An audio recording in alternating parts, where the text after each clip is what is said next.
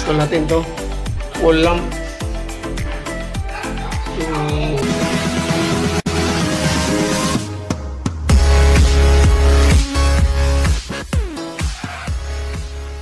Kailangan libilado para magandang tingnan.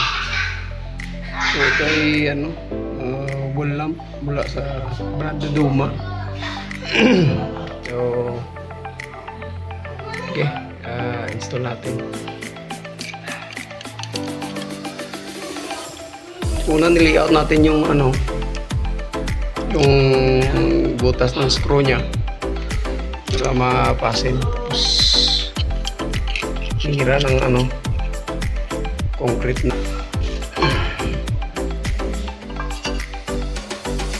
So dual out up and lalim, tsaka yung dalawang direksyon yung nyo,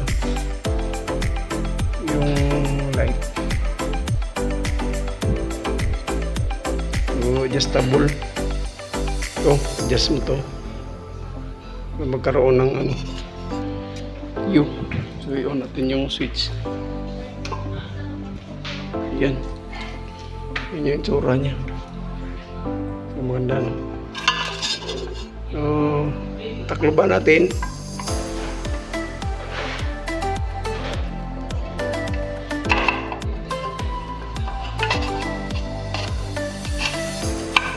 Yun ang mga loads.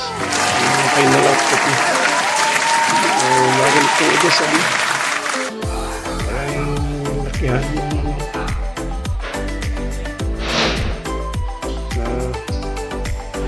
gusto mong direksyon ng light.